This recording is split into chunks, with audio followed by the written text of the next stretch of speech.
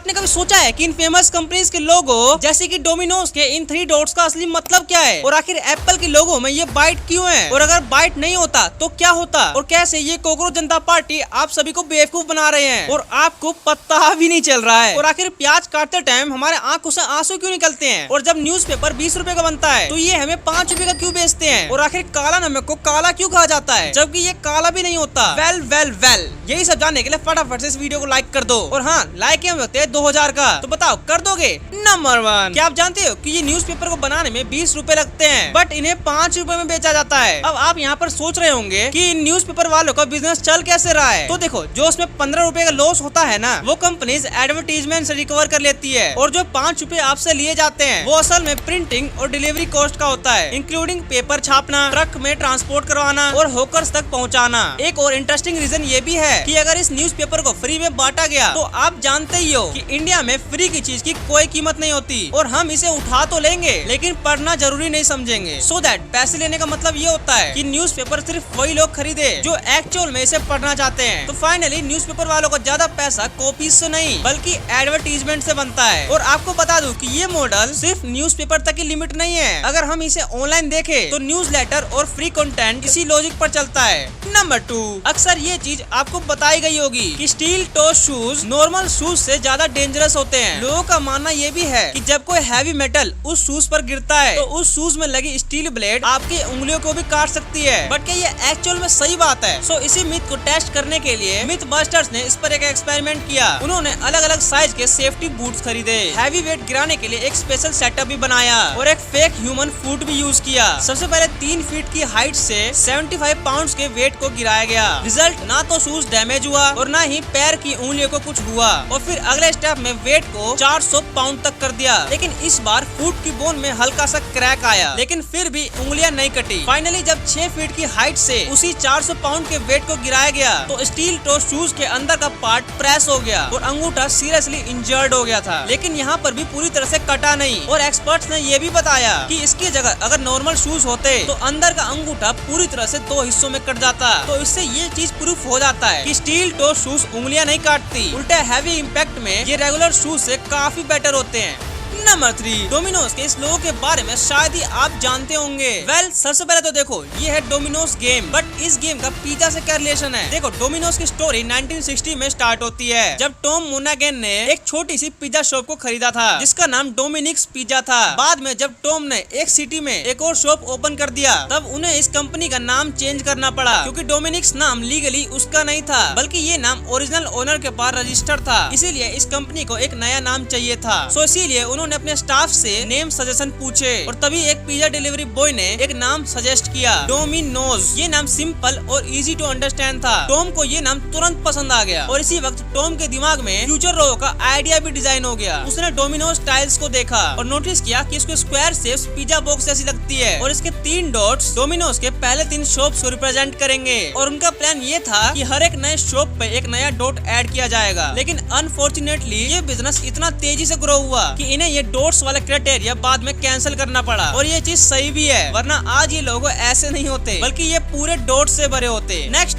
Apple. कभी सोचा है कि एप्पल के लोगो में ये बाइट क्यों है? ये पूरा एप्पल भी तो हो सकता था ना, पर सवाल ये भी आता है कि एक टेक कंपनी एप्पल नेम कैसे चूज कर सकती है? तो देखो इसकी शुरुआत 1976 में होती है। स्टीव जॉब्स, स्टीव वोजनिक और रोनाल्ड वेन ने एक कंप्यूटर कंपनी को स्टार्ट किया, वो भी एक गैरेज से। और जब इस कंपनी के नाम रखने की बारी आई तो स्टीव जॉब्स को साइंस, मैथ्स और टेक के साथ सिंपल फ्रेंडली नेम चाहिए था, और इसीलिए उसी वक्त उन्हें एप्पल नेम पसंद आया, क्योंकि ए फॉर एप्पल, और ये नाम सेफ, फ्रेंडली और इजी टू रिमेम्बर भी था। अब लोगों की बात करें तो पहले एप्पल का लोगो न्यूटन से रिलेटेड था, लेकिन ये काफी कॉम्प्लिकेटेड था। फिर डिजाइनर रॉब जेनोफ ने एक सिंपल एप्पल का डिजाइन बनाया और उस एप्पल में बाइट का एलिमेंट ऐड किया। यहाँ पर बाइट का रीजन ये नहीं था कि लोगो आर्टिस्टिक लगे, बल्कि इससे कंफ्यूजन अवॉइड हो, क्योंकि ये पूरा एप्पल टोमेटो और थोड़ा थोड़ा चेरी ऐसा लग रहा था, और एप्पल के बाइट को कंप्यूटर के बाइट से लिंक कर दिया और ये फिट भी बैठ गया। और आज ये लोगो सच में प्रीमियम फील देता है, और आज के टाइम ये कटा हुआ एप्पल वर्ल्ड की मोस्ट वैल्यूएबल कंपनी में से एक है। नंबर 4, क्या होगा अगर 5 सेकंड के लिए ऑक्सीजन हमारी अर्थ से गायब हो जाए?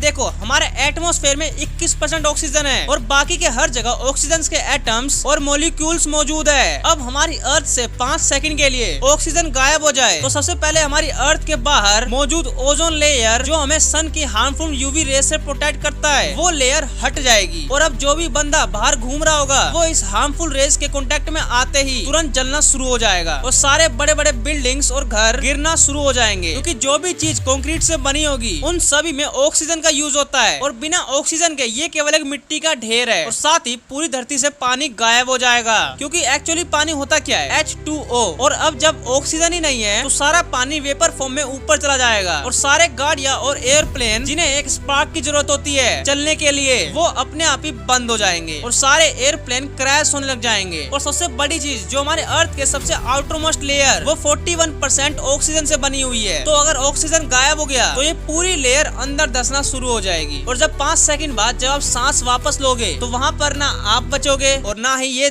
दुनिया। नंबर 5, क्या आपने कभी सोचा है कि प्याज काटते वक्त हमारे आंखों से आंसू क्यों आते हैं? इसके पीछे का रीजन काफी इंटरेस्टिंग है। देखो, जब भी हम प्याज को कट करते हैं ना, तो हम उसके अंदर के सेल को भी काटते हैं और इन सेल्स में एक तरह का केमिकल गैस प्रेजेंट होता है जिसे ये कहा जाता है। अब आप इसे खुद ही पढ़ लो, मैं नहीं पढ़ पाऊंगा इसे। एनीवेज, ये गैसेस कटने के बाद हवा में रिलीज हो जाते हैं और फिर यही गैस हमारी आंखों तक चली जाती है। बट देखो, इसकी वजह से आंसू नहीं आते। एक्चुअली ये गैसेस हमारे आंखों में घुसकर एक रिएक्शन क्रिएट करते हैं, जिससे ये बन जाता है एक सल्फ्यूरिक एसिड और इसी की वजह से हमारे आंखों में जलन होता है। और इसी जलन से बचने के लिए ब्रेन आई के उस पार्ट में पानी को ट्रांसफर करता है और यही पानी बाहर की ओर निकलकर आंसू में कन्वर्ट हो जाते हैं। देखो, आपको एक फन फैक्ट बताता हूँ। अनियन को थोड़ी देर फ्रिज में ठंडा करके काटने से आंसू कम आता है, क्योंकि ऑल्दो कोल्ड टेम्परेचर में गैसेस कम रिलीज होती है। नंबर 6, सोचो एक बार आपके ऊपर किसी ने एक ग्रेनेड फेंक दिया तो उस टाइम पर आप क्या करोगे? भाई मैं तो ग्लू वॉल लगा लूंगा। हैं? Glue wall? अक्सर फिल्मों में हमें ये चीज दिखाया जाता है कि एक्शन हीरो तुरंत हवा में ही नेट को गन से शूट करके ब्लास्ट कर देते हैं, बट रियल लाइफ में क्या ये पॉसिबल है? सो इसी बात को टेस्ट करने के लिए हमारे मिथ बस्टर्स ने फिर से एक एक्सपेरिमेंट किया। उन्होंने सबसे पहले एक रियल ग्रेनेड लिया और फिर उसका फ्यूज इलेक्ट्रॉनिक तरीके से ऑन किया और उसे हवा में उछाल कर डबल बैरल शॉटगन से शूट किया। सबसे पहले तो उन्होंने पता किया कि पिन निकालने के बाद ग्रेनेड को फटने में कितना टाइम लगता है। Result only 5 second. लेकिन फिर इसके बाद असली टेस्ट शुरू होता है। उन्होंने एक बार फिर ग्रेनेड को हवा में उछाला और उसी समय शॉटगन से फायर किया, लेकिन इस बार नतीजा शॉक कर देने वाला था। गोली लगने के बाद नेट हवा में ही टूटकर बिखर गया और उसका एक्सप्लोसिव पार्ट टूटकर दूर जा गिरा। एट द रिजल्ट ग्रेनेड ऐसा नहीं फटता जैसे फिल्मों में दिखाया जाता है, बल्कि इस टेस्ट में उसके टुकड़े चारों तरफ बिखर जाते हैं। नंबर 7, हो ना हो आपने भी ये चीज कभी न कभी तो सोचा ही होगा कि काले नमक को काला क्यों कहा जाता है, जबकि ये काला भी नहीं होता है। इसके पीछे का रीजन तो मैं आपको बताऊंगा ही, लेकिन उससे पहले एक चीज जान लो कि ये काला नमक एक स्पेशल टाइप का रॉक सोल्ट है जो मेनली इंडिया, पाकिस्तान और हिमालयन रीजन्स में पाया जाता है। इसमें सल्फर कंपाउंड्स होते हैं जो इसे एक यूनिक स्मेल देते हैं। इसी सल्फर की वजह से इसका टेस्ट भी नॉर्मल नमक से अलग होता है और इसे ब्लैक सोल्ट इसलिए कहा जाता है क्योंकि जब ये अपने नेचुरल रॉ फॉर्म में होता है तब इसका रंग डार्क ब्राउन या ब्लैडिश टाइप का होता है, लेकिन प्रोसेसिंग और पीसने के बाद ये अक्सर पिंकिश ग्रे या हल्का बैंगनी पर्पल कलर का दिखाई देता है। इसीलिए लोग कंफ्यूज हो जाते हैं कि ये नमक काला तो है ही नहीं। तो सिंपल वर्ड्स में कहे तो काले नमक का नाम उसके ओरिजिनल डार्क कलर की वजह से पड़ा था। नंबर 8, क्या आपने कभी सोचा है कि जब क्रिकेट इतना बड़ा गेम है तो इसे ओलंपिक में क्यों नहीं खेला जाता? देखो, क्रिकेट ओलंपिक में खेला जा चुका है। सबसे पहले 1900 में ग्रेट ब्रिटेन और फ्रांस के बीच में। ये 1900 में पहली बार खेला गया था और आखिरी बार भी। इसका सबसे पहला रीजन था कि उस दिन खेलने आने वाली थी 7-8 टीमें, लेकिन आई सिर्फ 2 टीम, यानी कि क्रिकेट का ओलंपिक में आना लेस पार्टिसिपेशन है। मतलब अगर देखा जाए तो 100 से भी ज्यादा कंट्री क्रिकेट को खेलती है और अगर सही से देखे तो कुछ 10-12 ही ऐसी कंट्री है जो टॉप लेवल क्रिकेट खेलती है। और ऊपर से इंटरनेशनल ओलंपिक कमेटी में कुछ ऐसे देश है जिन्होंने कभी क्रिकेट खेला ही नहीं है और उनको पता भी नहीं है कि क्रिकेट होता क्या है। लेकिन फिर धीरे धीरे क्रिकेट की पॉपुलैरिटी बढ़ती गई। बट फिर एक और दिक्कत सामने आई। देखो, क्रिकेट खेलने के लिए बहुत बड़े बड़े स्टेडियम की जरूरत पड़ती है जो सिर्फ ओनली क्रिकेट के लिए बनाया गया हो। और अब जब ओलंपिक ऐसे देश में हो जाए जहाँ कभी क्रिकेट खेला ही ना हो तो आप जानते ही हो कि वहाँ पर अब क्या होगा। लेकिन लेट सपोज कि उन्होंने स्टेडियम बनवा भी दिया, लेकिन फिर वो ओलंपिक के बाद उस स्टेडियम का क्या करेंगे? क्या उसमें अचार डालेंगे? सेकंड रीजन ये भी है कि क्रिकेट एक बहुत लंबा गेम है, क्योंकि इसके एक ओडीआई मैच को अप्रोक्स 8 से 9 घंटे लगते हैं। और अगर गलती से टेस्ट मैच चला दिया जाए तो आपको पता ही है कि लोगों की आधी जिंदगी वहीं निकल जाएगी। लेकिन फिर जैसे ही T20 फॉर्मेट आया है जिसमें कम टाइम लगता है, तो इसकी बात हुई थी और फाइनली 2028 के ओलंपिक में T20 क्रिकेट को ऑफिशियली खेला जाएगा। लेकिन वैसे आपका फेवरेट प्लेयर कौन सा है? भाई मेरा तो विराट है। आप अपना कमेंट्स में जरूर बताना। नंबर 9, हाल ही में बनी ये कोकरोच जनता पार्टी कैसे आप सभी को बेवकूफ बना रही है। देखो ये एक एक्चुअली मीम है और इसके पॉपुलैरिटी का सबसे बड़ा रीजन इसका ये मीम बेस्ड कंटेंट ही है। और आज के जनरेशन को फनी रील्स, रिलेटेबल जोक्स और सरकास्टिक पोस्ट पसंद आते हैं। पर प्रॉब्लम तब शुरू होती है जब एक मीम को बिना फैक्ट चेक किए रियलिटी में मान लेते हैं। और देखो रही बात इसके फाउंडर की, तो इसकी शुरुआत अभिजीत दीपके ने करी है, जो इस वक्त यूएसए में स्टडी कर रहे हैं। बट काफी लोगों के क्वेश्चंस ये भी है कि आखिर ये स्टार्ट कैसे हुई और आखिर इतने सारे लोग इन्हें फॉलो क्यों कर रहे हैं। देखो 15 मई 2026 को सुप्रीम कोर्ट के एक स्टाफ ने ये बोल दिया कि आज के सारे यूथ एक कॉकरोच की तरह है। लेकिन मिनट से पहले ये बात इतनी तेजी से वायरल हुई कि देखते ही देखते 4 दिन के अंदर इन्होंने अपने इंस्टाग्राम अकाउंट पर 20 मिलियन से भी ज्यादा फॉलोवर गेन कर लिए। देखो कोकरोच जनता पार्टी किसी पॉलिटिकल ऑफिसर नहीं है, ये बस एक वायरल मीम है जो कुछ दिन बाद अपने आप ही ठंडा हो जाएगा।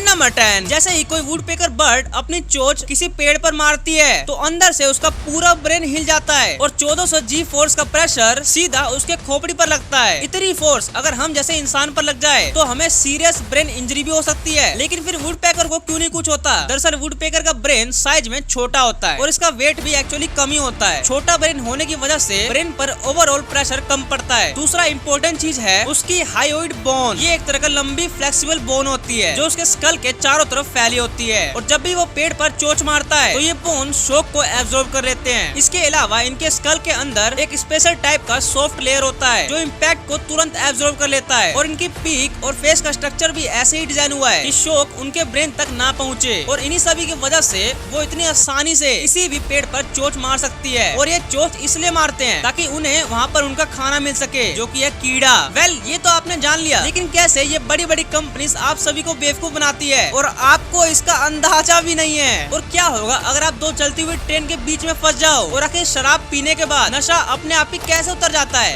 वेल बिना सोचे समझे फटाफट से इस वाली वीडियो पर जाओ, आपको ऐसा ही और सारे फैक्ट्स मिल जाएंगे वहाँ पर। बाकी हाँ, आप सभी के लिए इस वीडियो के नीचे कमेंट्स बॉक्स में सरप्राइज है और इस वीडियो को लाइक करके चैनल को सब्सक्राइब भी कर लेना। सो यार मैं मिलता हूँ आपसे नेक्स्ट वीडियो में। सो टेक केयर, ध्यान रखना, तब तक के लिए बाय।